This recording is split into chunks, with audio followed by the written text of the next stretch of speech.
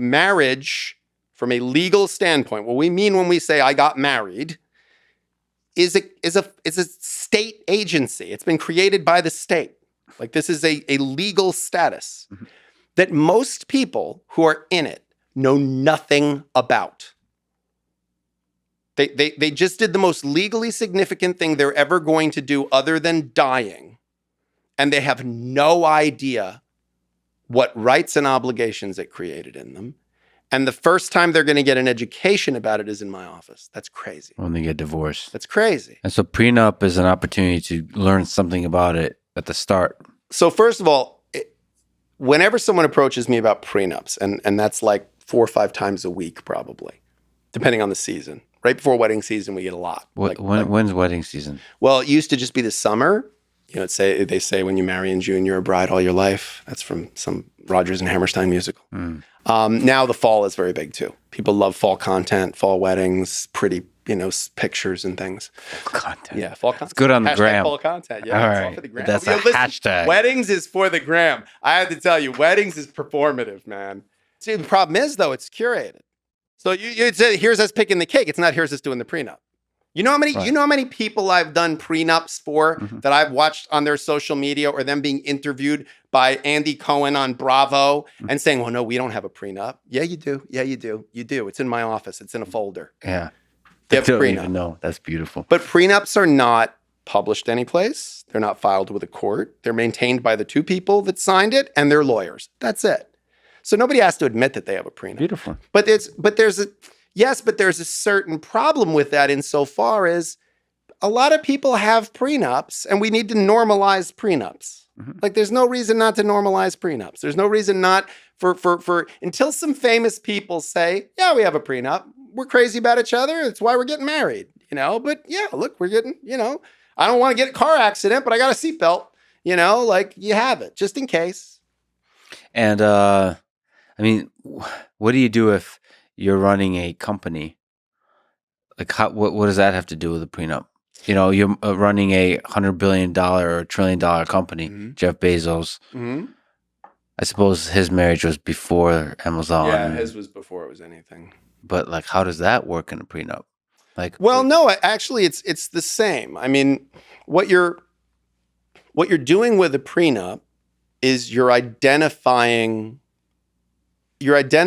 how things will be classified in advance. So you're creating a set of rules. And then you both can function under those rules during the marriage. So for a brief time, I taught a family law drafting class at a law school. And when we would do separation agreements and we would do pleadings, it was lots of fun. When we would do prenups, I would say to the students, what's the main thing you need when you're doing a prenup? And they would say, well, you need asset disclosure. And I'd say, well, that's not the main thing. And they'd say, well, you need, technical language. I said, nope. Main thing you need is a crystal ball.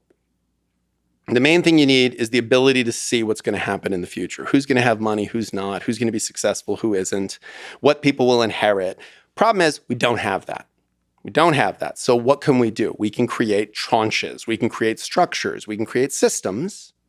And then people can live with those in mind. You enter the game knowing the rules, right? So if this is going to be a submission-only event. If this is going to be no time limit. If we're after a certain number of minutes, we're going into points now, okay?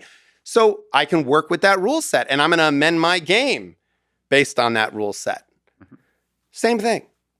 You're just going to say, look, what's the rule set? Let's agree on the rule set, and then let's conduct ourselves with the rule set in mind. Let's plan with the rule set in mind. And I think that, and by the way, and if you're going to cheat, you cheat with the rule set in mind. You're cheating, right? You're trying to get around the rule set.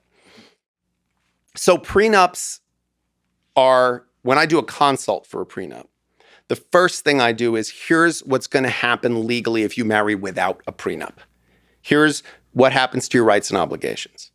Then what we can change with that, there's almost no limit. You can amend anything you want to. The example I always give is there was a case that went up to the appellate court where a high net worth guy married a very beautiful woman, And there was a provision in the prenuptial agreement that said for every 10 pounds she gained during the marriage, she would lose $10,000 a month in alimony if they divorced. And here's her baseline weight as of the time of execution of this agreement. And I wondered if she was did what a wrestler does. Like, did she did she bulk up right before and then cut when she eventually got divorced? Like, is she in there with sauna, with the suit on? But the appellate court essentially said, I don't know why you married this person, having had them make you sign this, but it's binding. But it's binding. I wish somebody would do a contract like that. Like the rent for this place would be more expensive if I was fatter and cheaper if I was skinnier, and that way I would have to weigh in. Weigh in on it. Motivation, keep, some motivation on you. Yeah, exactly. That kind of prenup is motivating. Well, what's his name? I think Tim Ferriss says that about how he does he said you should make bets with people. It's like, if you gain this much, I got to give you this amount of money, I think he says that in one of his early books. And try to make it binding somehow, which is tough. Yeah. Well, I think when we create incentives of that kind, that's why there was the no nut November, no shave November, sober, all this. Yeah. It was a competition. When people make a competition of something, they gamify something. It makes it something that people are more likely to stick with. So, I mean, I guess a prenup be interesting. The problem is there's also people put in prenups what's called fidelity clauses. Yeah. Fidelity clauses, people still do these. I discourage people from doing them. They're the two things that people put in prenups that I discourage people from putting in prenups, but very often people still put in prenups, even with my caveat, is fidelity clauses and sunset clauses. Mm-hmm. So fidelity clauses is, I'm waiving alimony, I'm waiving this, I'm waiving that, but if you cheat, I get $1 million, or I get this much alimony, or I get this amount. And I know the intention is to disincentivize the person from cheating. It's a deterrent to have them cheat. But all it really does is just creates an interesting legal battle for lawyers. How did you prove that they cheated or not? Oh, right. Because what constitutes cheating also? Right. Is an emotional affair an affair? Is oral sex cheating? Is, what is, and by the way, how do you prove it? I was in a hotel with her, but how do you prove that I had sex with her? And it's very, very, you're opening a can of worms with that kind of a thing, but people sometimes still put them in.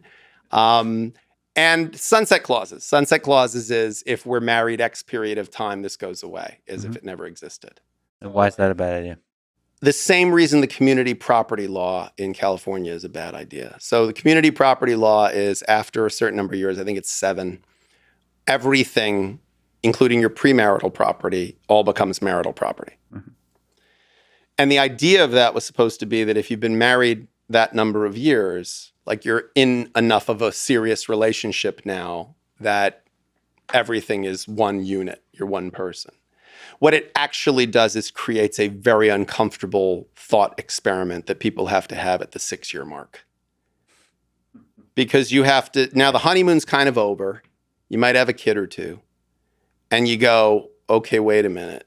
Am I so happy in this relationship that I'm willing to take all of my premarital assets and throw them in the pot right now? Because if not, I got 6 months to get divorced.